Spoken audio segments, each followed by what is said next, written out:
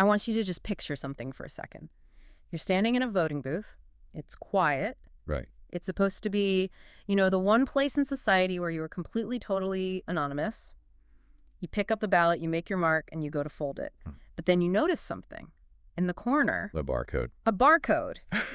And a QR code right next to it. And suddenly that feeling of privacy it kind of evaporates. You start wondering, does this code link back to me? It's that feeling of the panopticon, isn't it?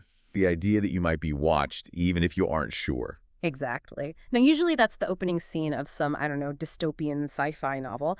But we are actually talking about the very real news cycle coming out of Thailand right now, February 2026.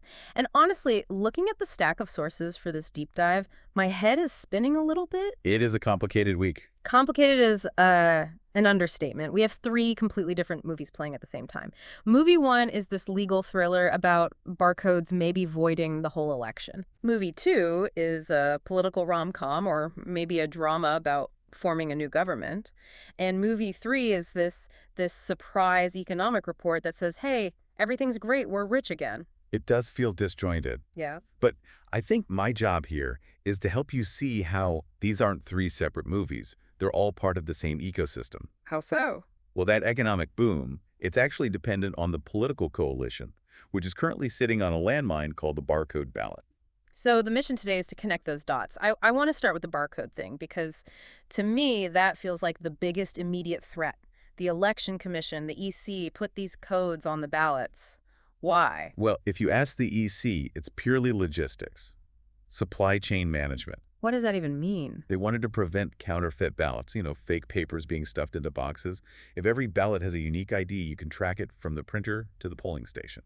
So you can be sure the ballot in the box is a real one. Exactly. It sounds responsible on paper. Right, on paper, but the problem is tracking that ballot back to the voter. The EC promised this was impossible, right? They did. They swore up and down that secrecy would be maintained. Their argument was that the ballot, the part you drop in the box, and the counterfoil, the little stub that stays in the book, are stored separately. Okay, so the key is in one room and the lock is in another. They never meet. That was the promise. But this is where we have to talk about Prinya Taiwana. The academic from Thammasat, I saw his analysis. He didn't just take their word for it. He went and read the actual rule book. He did. He looked at the election regulations, specifically Clause 181 and Clause 184. And this is where that whole separate storage defense just falls apart. Okay. Clause 181 says, yes, initially they're separated. But Clause 184 is what you might call the smoking gun. What does 184 say? It mandates that eventually, for long-term storage, the used ballots and their matching stubs must be placed into the same ballot box. Wait, so at the end of the day, the key and the lock go into the same bag? Correct. And we have visual confirmation of this. There are photos circulating from a Facebook page called Uya Karn showing exactly this. Showing what? Stubs and ballots just dumped together in the bin. Okay, so let's play this out. If I'm a bad actor and I get access to that box, I can pair them up. I can see that ballot number 2034 voted for Party A, and then I check the stub and see voter number 5 was given that exact ballot. You've just de-anonymized the election. Yeah. If you have the data and the access, you can reconstruct exactly how every single person voted. And this leads to what the sources are calling vote buying 2.0. I found this fascinating in a terrifying way. How is this different from, vote buying 1.0? It all comes down to verification. In the old system, vote buying 1.0, I give you 500 baht to vote for me. But once you're in that booth, I can't see you. You could take my money, smile, and vote for the other guy. The take the money, vote your conscience strategy. It was the voter's one safeguard. Exactly. The politician had to operate on trust. But with barcodes, we moved to vote buying 2.0. Right. A local power broker can tell you, take a photo of your ballot with the barcode visible before you drop it in. Later, if they have influence or access to that box, they can check. So it turns a bribe into a contract. I pay you, and I can prove you delivered. It makes corruption efficient. And honestly, you don't even need to check every single vote. You just need the voter to think you can check. Precisely. It's the fear factor. Think about civil servants or soldiers. If they believe their boss can trace their vote, are they going to vote for the opposition? Probably not. That is a massive psychological shift. Now, to be fair, I did notice the Orange Camp, the People's Party, they aren't exactly perfect on data privacy either. No, they're in a bit of a glass house situation. While they're attacking the EC, they're also taking heed for requiring the laser ID for party membership. The laser ID, that's the code on the back of the Thai ID card, right? Yes, and security experts say collecting that database is a huge risk. If it gets hacked, scammers have everything they need. So really, nobody here is practicing perfect data hygiene. Fair point. But the EC is the one running the national election. And because of this mess, it seems like everyone is suing them. It is legal avalanche. You have student networks from 9 major universities petitioning the administrative court. They're citing a very specific precedent, the 2006 election. I remember that. Wasn't that the one voided because the voting booths were set up wrong so people could see over your shoulder? Exactly. The court ruled that if secrecy is compromised, the election is invalid. The students are arguing the barcode does the same thing, just digitally. And then there's this group called We Watch. They're not just asking for a new election, they're demanding raw data. They keep talking about the missing 5%. What is that? This is the math problem. The EC reported 95% of the results and then just stopped for 8 days. It stopped. Yeah, We Watch is demanding the Form 518s, the tally sheets from each station.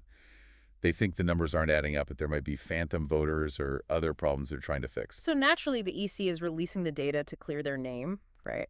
You would think so. But no, they've gone on the offensive. They're threatening to sue critics under the Computer Crime Act for spreading false information. That seems risky. If you sue someone for lying about the barcodes, don't you have to prove in court that they are lying? You hit the nail on the head. That is the trap. The activists are practically daring the EC to sue them. Because if it goes to trial, the court subpoenas the evidence. It forces the very transparency they seem to be trying to avoid. So we have a potential legal voiding of the entire election. The students might win, the whole thing could get thrown out. But, and this is the part I'm struggling with, the politicians seem to be ignoring this completely. Welcome to the split-screen reality of Thai politics. They're just forming a government like nothing's happening. While the lawyers fight in court, the seat counting continues in the back rooms. And the clear winner in all this is Bumjatai the Blue Party, led by Anudin Tarnvirakul. And Newton, he seems to be the kingmaker here. I loved the descriptions and the sources of his alliance with Futai. It sounded like gossip from a romance novel. It really does. The sources describe the coalition between them as a marriage of convenience, or even an arranged marriage. Elegant, stable, parents approve, but no. Passion. Exactly. It looks good on paper. It creates a stable majority. But there's no true love there, no ideology. It's purely about the math. But of course, every drama needs a wild card. Enter Thamanot Prompau. Right. Thamanot and his Klatam party. Bumjatai needs his 58 seats to get a really solid majority. The sources compare him to a partner who creates scenes.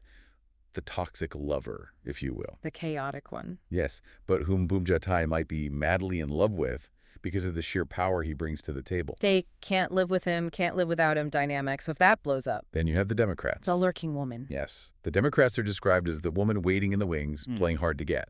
They have 22 seats. If the deal with Thamanot falls through, Bumjatai pivots to them. It's the backup plan. This is absolute political theater. And in Newton, the man in the middle of it all, seems to be having the time of his life. I have to ask about this Ultraman thing. I saw it in the notes and I thought it was a typo. It is not a typo, and it is my favorite detail of the week. Okay, what happened? So, there was some geopolitical tension. A Cambodian newspaper, the Phnom Penh Post, ran a headline asking if Newton's new government would be hostile to Cambodia.